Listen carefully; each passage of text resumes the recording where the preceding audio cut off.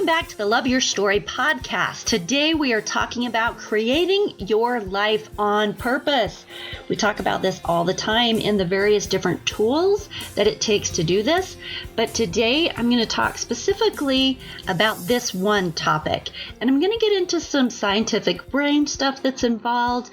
I'm going to get into our personal stories and how that affects what we can create and also our purposeful control over them. I mean, it's going to be a weaving here, but stick with me, okay?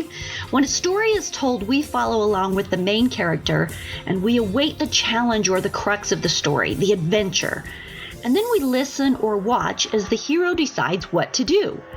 The events have already happened. That's why the story can be told. And the piece that we're not thinking about was how the characters in the story made their real-time choices, and thus those actions or inactions that actually move the story forward that we're listening to. But let's talk about that power of making those choices within our stories. As the author of your life story, every moment you are moving your story forward. Every choice, every action creates ripples, creates responses, closes doors, opens doors, hurts, helps, generates energy, and creates your future. Every choice. Will you enjoy poetry and tea and snuggling with a cute little Yorkie to start your day, getting that kind of nourishment, as I did this morning? Will you start off choosing actions that make your soul sing or create love?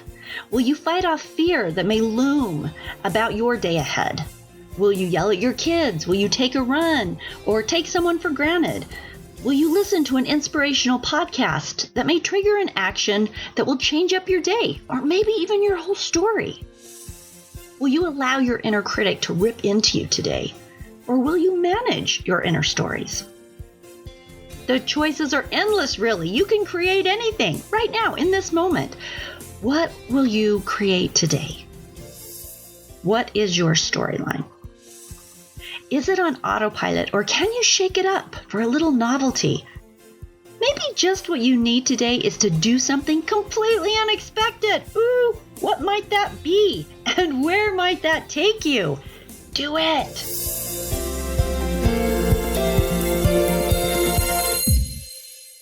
Stories are our lives in language. Welcome to the Love Your Story podcast.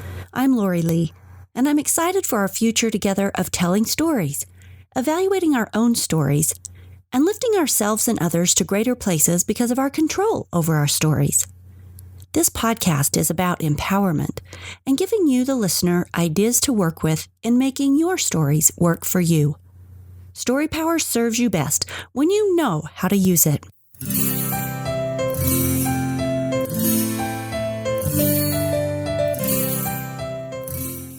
Let me get a little scientific on you for a minute. When you open your eyes, do you see the world as it really is? Do you see reality? This is how the book Deviate, The Science of Seeing Differently by Bo Lotto starts out. Deviate is a neuroscientist's scientific discussion explaining why we don't, in any way, see reality. Our senses play a limited role in what we perceive. The rest of what we create comes from our assumptions. Our brains have evolved to do this, and it works. But becoming self-aware that our perceptions aren't really reality gives us a space for questioning and breaking out of old stories that hold us back. The fact that we can perceive our own perception is amazing and really cool. How do we step outside the past to live differently in the future? How can you change your way of seeing? How can we become active writers of our own story? You're the only one seeing what you see. Perception is profoundly personal. And Bo Lotto posits that we do not live in reality. Our senses are limited. We can only see a certain range of colors. We can only hear a certain range of sounds. We are aware of only limited dimensions. We have a limited and small window in which we as humans can actually see through. And we know it's small because other creatures have broader ranges of perception than we do.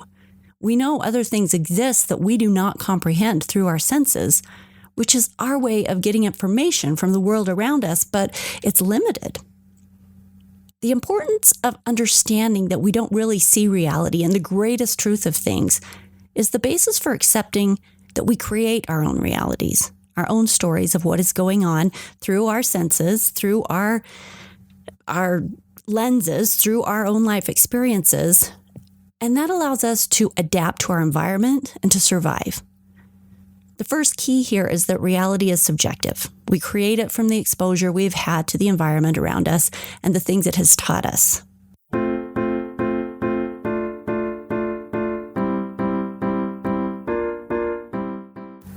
The second key I want to focus on from his research is the plasticity of the brain. It's a scientific fact that the brain is always adapting, learning, and changing.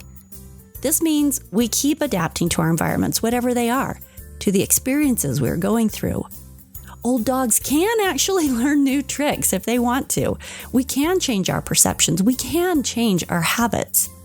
Our mind is always, from a scientific standpoint, always adapting according to what it's perceiving, which reshapes the networks in our cortex, which is the basis for our behavior. We're established neural pathways, right? So his next scientific point is that minds match their ecology. Ecology meaning the interactive relationship between the things and those things that surround it in the space where it exists. Studies have shown that people and animals that live in spaces deprived of stimulus, deprived of challenge, deprived of love, that their brains adapt accordingly. Whereas the more alive, different, and challenging an ecology, the more the brain steps up to adapt to the higher pace. This is super big for parenting and creating atmospheres full of challenge and opportunity, certainly because, we respond to the ecologies that we're in. But it also means that as we seek to create our own stories, that we can change our perceptions of the past and thus create different futures. Is that confusing? We can open ourselves to new cultures and new experiences which stretch our minds and engages with an ecology that's broader than one where we have just limited ourselves to a story that comprehends only habitual things, singular ways of seeing the world, stuff that doing things the way we've always done it, right? We can broaden that. And by broadening that, we broaden our capability to deal with more. For example, it's been proven that those who travel outside their cultures and have been exposed to broader ecologies have brains that are able to comprehend broader ways of seeing people and broader ways of seeing life because they've been influenced by diverse stimuli rather than exposed only to smaller realms of understanding. So in this example, people who travel more have actual physiological differences within their brains. Adapting means our brains physically change according to what they're exposed to. Your ecology or environment shapes your brain. Your reshaped brain creates a change of behaviors that continue to mold your brain, and these adaptations change your future.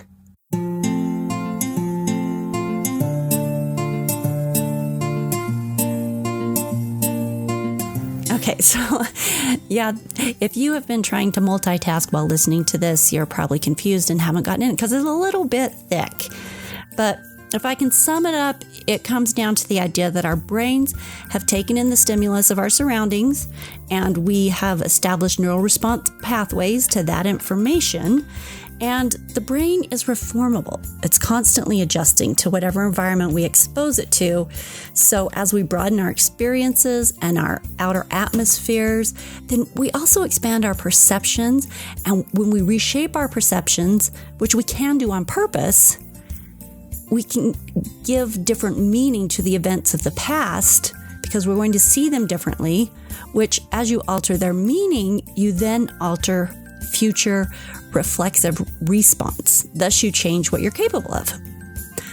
I'm not sure that explanation made it any more simple. We are complex and wonderful enough that we observe our own perceptions and we can deviate on purpose time and again to get where we want to be. So we really can change our lives on purpose, live our lives on purpose, create our lives on purpose. Even from a scientific standpoint, physiologically, we can do that. Like when a pilot makes constant adjustments in order to arrive at the right place, we can do that with our own lives, always making little tweaks, adjusting, realigning so that our trajectory is where we want it to go.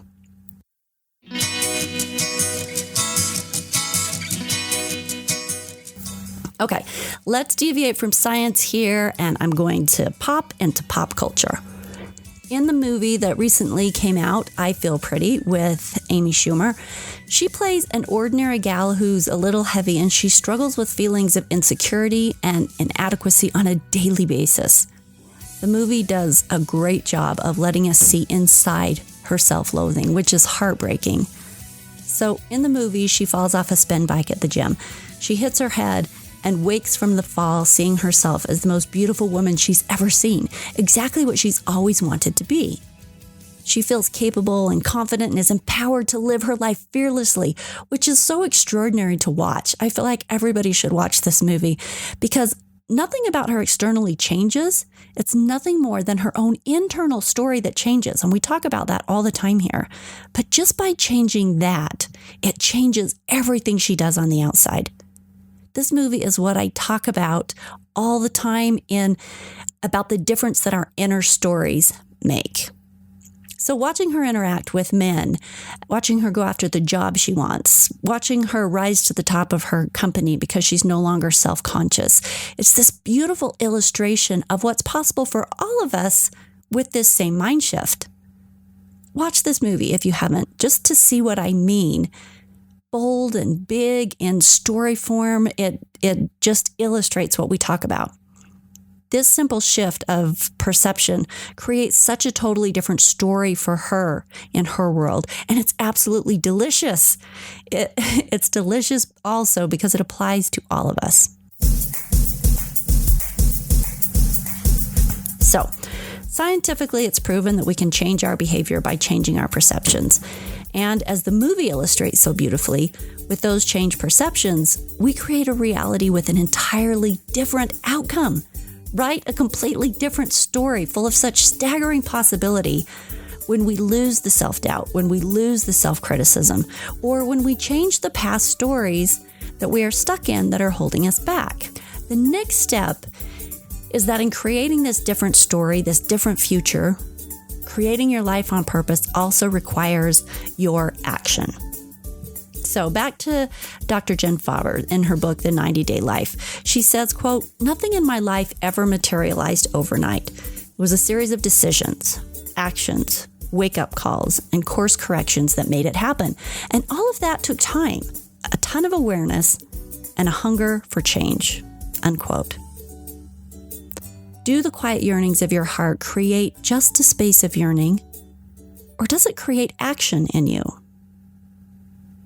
I bring this point up not to discourage you with tales of work, but rather to point out that creating a life on purpose starts with our thoughts, starts with our perceptions, but it is moved forward by our choices and our actions and our constant awareness of our perceptions and adjustments in order to get to our destination. For example, every morning I check my internal stories. Every morning I review my positive mantras and change the negative comments that creep in on purpose. I have to do this every day. Every morning I rehearse my gratitudes. But here's the good news. Because of the plasticity of the brain, those positive things start to become a new normal. And really, that changes the game. When I do my gratitudes, I feel more supported by the universe, by God. I start to realize how many positive, wonderful things are basically woven around me on any given day at any given time, that I've always had what I needed in the darkest times and in the brightest times. And just reviewing that reminds me of that as I start out in the day. So, creating your life on purpose is about deciding what you want, making choices to get there, reforming your neural pathways in support of what you're creating if you need to do that, and persistently choosing love and novelty and whatever floats your boat. What do you want your story to have? But that love and the novelty are exciting things that keep your story interesting. It's about deciding and then taking action on your power. If something, some thought, someone feels like it's stopping you, you have the power and the choice to change perception or to change your situation. Sunny Jacobs, a woman who was wrongly accused, put in prison on death row, and later released, shared her thoughts about our ability to choose our frame of mind, our perspective, and our reframe. She said, quote, "There's a freedom that only you can give to yourself, and that's the most important freedom of all."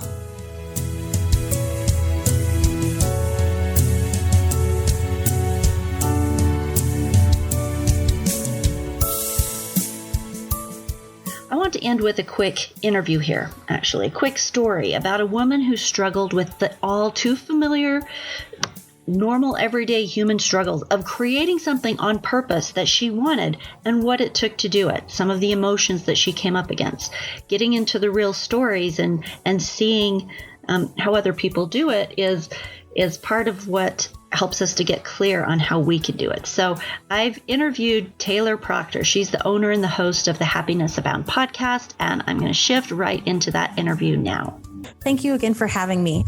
Envy was really a piece of my story that I had to, an emotion that I really had to navigate through to get to this point of actually creating my own podcast.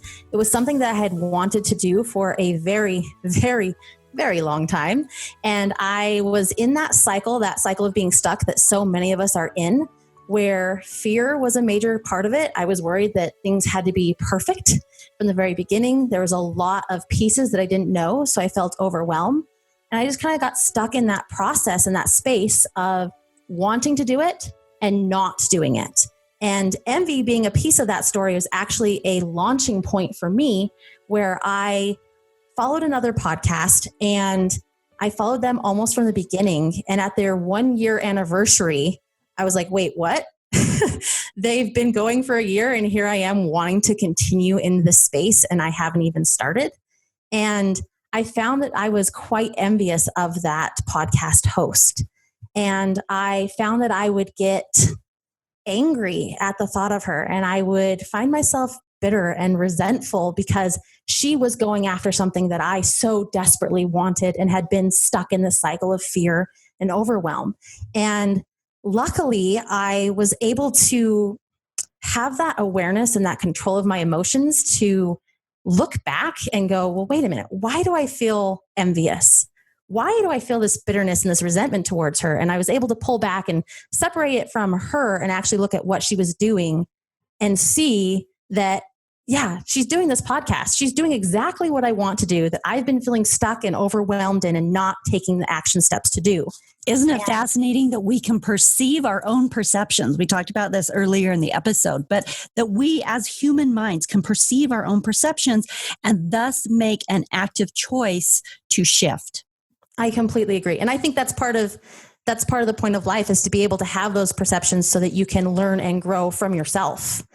And so that's really what I had to do, is I had to sit down and go, okay, it's not about the envy. And no one likes to admit that they're envious. No one likes to say, oh, I don't like that person because I'm jealous of them. We don't ever admit that as humans. And so looking at it and going, yeah, identifying that I really felt envious, and then saying, well, what is that actually a symptom of? And it's a symptom of me feeling like I should be doing this. I should be taking control and shaping my life and going after this goal and this dream, and I'm not. Okay, can I just say, what you're doing is you're watching her creating her life on purpose, and you are sensing within yourself that you are not creating your life on purpose, and that you can, and there's this struggle, right? Like this Yes. very mortal, very heroic struggle of, I'm watching somebody else create their life. I want to do that. And then, this is the hero breakthrough though. This is the learning. This is the hero's journey where you're figuring it out. So it's very human. It feels like it's a messy part, but it's the story. So go on. Well, yes, thank you. But part of it too is in my past, I've had similar situations, not necessarily with creating a podcast, but I've had similar situations where I just let that envy take over. And I didn't go after my dreams, and I just kind of was stuck in that space where I didn't like that person. And I was looking for every reason not to like them, because quite frankly, they were living their dream life, and it was confronting. I didn't want to confront that. I was uncomfortable with the change that it would require in myself to take that personal progress step. And luckily for the podcast space and in this story of taking control of my life and my emotions, I'd gone through that and went, I don't want to do that anymore. I need to look at what this envy is and take those progressive steps and be okay with the discomfort of not every podcast episode is going to be perfect. And the discomfort of figuring out how to get a podcast up on iTunes, something that I had no idea what would take. And I thought it would be this huge, overwhelming thing. And so really pushing through that discomfort, seeing past that envy and seeing what I really wanted gave me a way to push my story forward and really take control of the purpose and the pace, really the purpose and the pace of my own life. So you created what you wanted, and it was a process. Where did you end up? What did you end up creating? Tell us about your podcast. Yeah, absolutely. So it's a daily weekday podcast. I record one every morning. I think my longest episode has been 30 minutes, which when I first started, holy cow, me talking alone for 30 minutes was like just completely out of left field. There was no way it was ever going to happen. And as I've gotten more comfortable, I've been able to do a little bit longer episodes, but I try to keep my episodes mostly under 20 minutes so that they're more digestible for my audience. And I just frankly share stories like what I just shared with you to really highlight my journey and the things that I am struggling with and the emotional awareness, the trying to go after goals, all of these pieces that I'm going through in my life to hopefully share that and let other people know, my listeners know that they're not alone. And I always try to do like a practical application or exercise as well so that they can take those action steps and be more than inspired, but actually take those steps in their own life to then shape and control their own purpose and destiny. So it's called Happiness Abound, and it's really topics to help people create happiness in their own story, right? Absolutely. Really, my framework and my mission is to help others figure out how they can have happiness and inspire positive change in their lives. So where can they find you if they want to? Absolutely. Happinessabound.com. I'm Happiness Abound blog on Facebook and happiness_abound on Instagram. Cool. And of course on iTunes and Google Play. In parting, what advice would you give as this professional podcaster and blogger about creating your life on purpose? And we will end this whole episode with your great wisdom. Well, that's a lot of pressure. No pressure. I would really say every emotion that you have is an indicator of something. And so when you are feeling emotions like envy, anger, bitterness, resentment, jealousy, when you're feeling those, don't feel trapped in them. Find a way to see the underlying meaning, because that can really allow you to take control and propel you into the life of your dreams. Thank you very much. I appreciate you being here. Thank you. I appreciate you allowing me to speak on your wonderful podcast.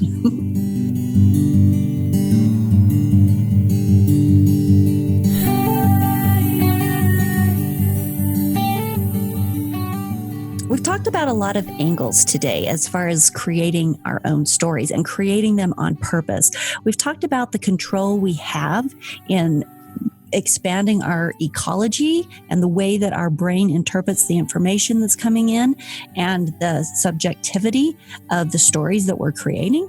We've talked about those inner stories and how when we change those for the positive, that those can change and create our life on purpose, that's a tool.